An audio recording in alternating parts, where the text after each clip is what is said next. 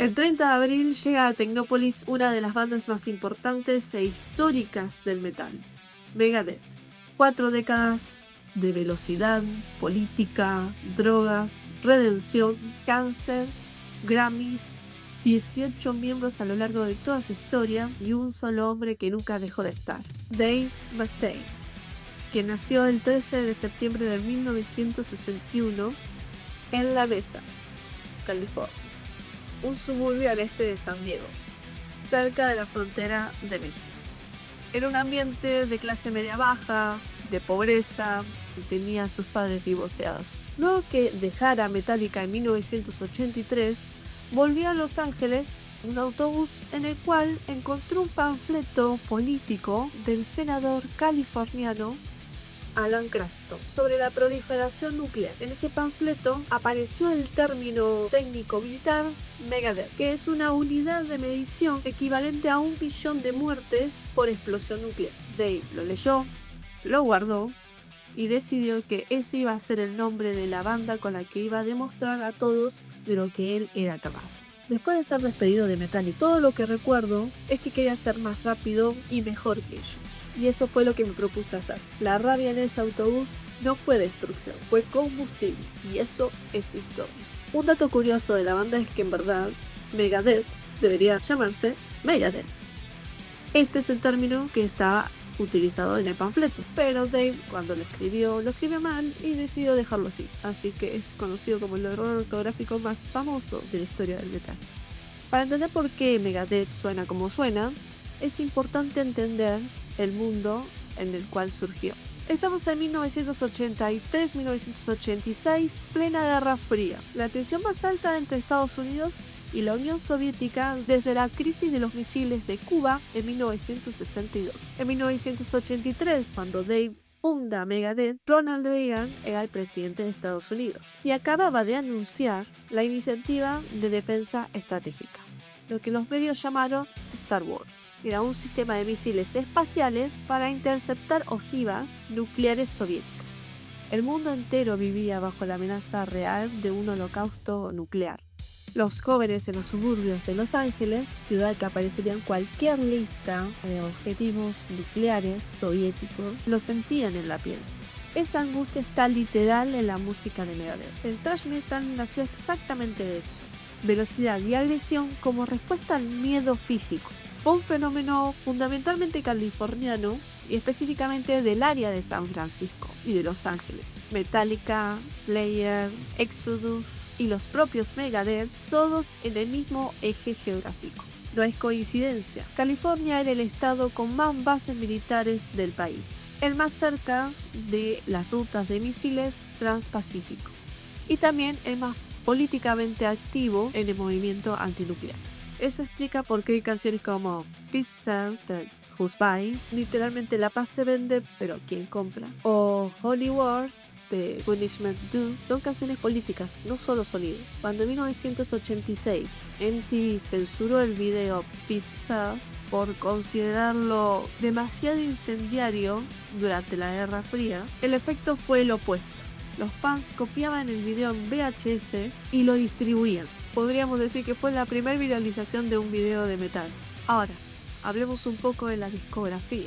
En 6 semanas de esa rabia de Dave en el autobús hacia Los Ángeles, escribió las primeras canciones de Megadeth, incluyendo The Mechanics, que es en realidad una versión acelerada de Four Horsemen de Metallica, del cual él era co-compositor. El debut Killing Is My Business and Business Is Good llegó en 1985. Producción barata pero sonido crudo, con canciones que ya mostraban una velocidad técnica que nadie más en el thrash podía igualar. En ese disco también aparece la mascota de la banda, Big Rattlehead, un esqueleto con un casco de hierro que le tapa los ojos, la boca y los oídos. El principio japonés de no ver, no hablar, no oír, pero aplicado a la guerra y a la política. En 1986, Peace Sells, Who's Buying, el disco con la portada del edificio de la ONU destruido, los catapultó en la escena internacional. La canción Peace Sells fue tan icónica que MTV lo usó de cortina musical para su noticiero durante años.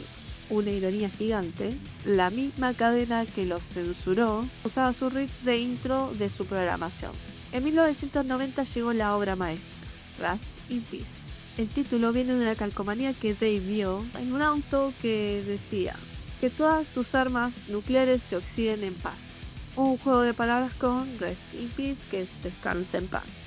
Es uno de los álbumes más técnicamente perfectos que existen en el metal. Holy Wars, con su doble estructura inspirada en la Irlanda del Norte, Hangar 18 sobre teorías de conspiración extraterrestres y Tornado of Soul, con el solo de guitarra que algunos consideran el mejor de la historia del thrash.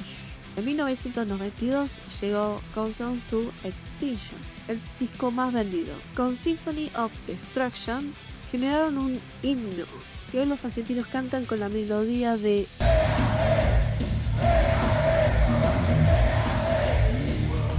uno de los cánticos más famosos del metal en Argentina. Entre 2002 y 2004 la banda se disolvió porque Dave sufrió un problema físico por el cual los médicos creían que no iba a poder volver a tocar, pero Dave realizó 2 años de fisioterapia, pudiendo así volver a grabar, y así continuó con la discografía, llevando a cabo The System Has Failed en 2004, United Abomination en 2007, Endgame en 2009, 13 en 2011, Super Collider en 2013, Dystopia en 2016, The Sick, The Dying and The Death en 2022 y el álbum final simplemente nombrado Megadeth en 2026. Ahora bien, voy a hacer una pausa de los datos musicales para hablar un poco de la historia de Dave, ya que es sumamente importante conocer por lo que pasó para comprender también el ritmo que fue llevando la banda. Dave pasó por rehabilitación 17 veces. 17. Alcohol, cocaína, crack, heroína. Hubo un periodo que vivió en la calle, no tenía hogar y, según sus propias palabras, antes era alguien completamente perdido, un drogadicto sin rumbo. Ahora soy abuelo y no tengo que mendigar comida. Eso no es una anécdota, es un arco completo de una vida. En 1993 tuvo una sobredosis de Valium en la que clínicamente murió y fue reanimado. En 2002, mientras ponía su brazo en el respaldo de un asiento de avión, se comprimió un nervio y quedó con parálisis radial, incapaz de tocar la guitarra. Ahí fue cuando los médicos creían que no iba a poder volver a tocar la guitarra ni a poder grabar. Por eso la banda se disolvió y de ahí se tomó 2 años para hacer fisioterapia, recuperando su movilidad del brazo izquierdo. En 2019 le diagnosticaron un cáncer de garganta. Él mismo lo anunció en una entrevista. Pasó por radioterapia y quimioterapia y volvió a los escenarios un año después, en 2020. Ahora, en 2025, anunció el fin de la banda por problemas físicos en sus manos, artritis y contractura del Dupuytren, que es una deformidad de la mano que curva los dedos hacia su palma. Dave ahora tiene más de 20 años de sobriedad y se convirtió al cristianismo, algo que le generó controversias en la escena del metal, pero que también lo mantuvo vivo. Ahora, ¿con quién te vas a encontrar cuando vayas a verlos este 30 de abril? Primero, Dave Mustaine, de 64 años, voz y guitarra. El único miembro presente desde la fundación de la banda en 1983. Ha tenido más de 18 músicos a su lado en los últimos 40 años de la banda. Él es el único hilo conductor de la historia de la banda. Un dato curioso de los ex integrantes de la banda es que uno de los primeros guitarristas que acompañó a Dave fue Kerry King, el que después sería el guitarrista fundador de Slayer. Durante unas pocas semanas de 1983, él estuvo en simultáneo en ambos proyectos. Ahora, también tenemos a Teemu Mantisara, guitarrista finlandés de 35 años, que se incorporó en 2023 cuando suplantó a el guitarrista Kiko Loureiro, quien decidió tomarse un tiempo para dedicarse a sus hijos recién nacidos.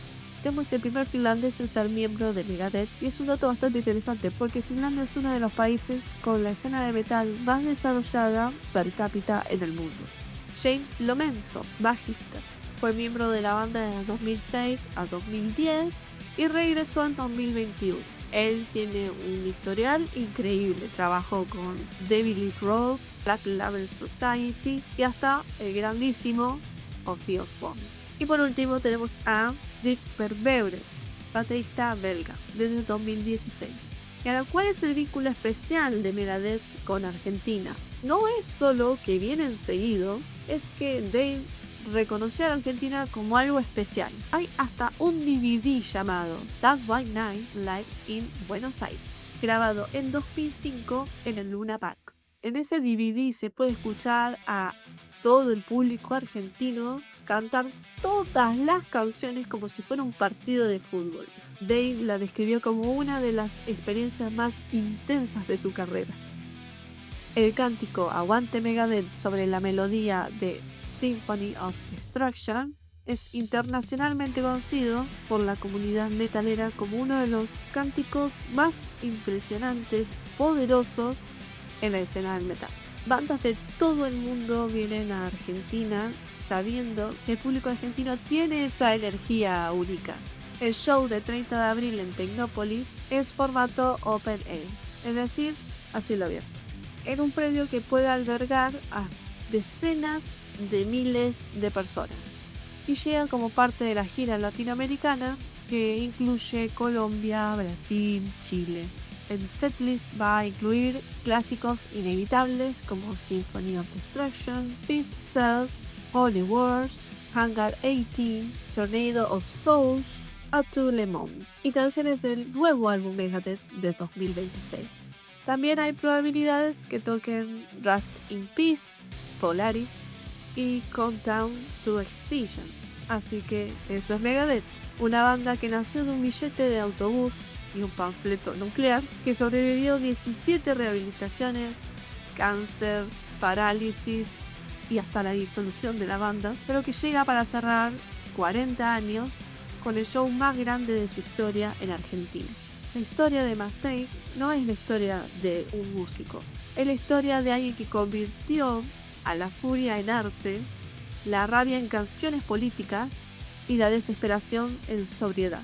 Y ahora ya sabes de dónde vienen, el porqué de su estilo y mucho más. Yo soy Desi, soy la profe y nos vemos en el pit.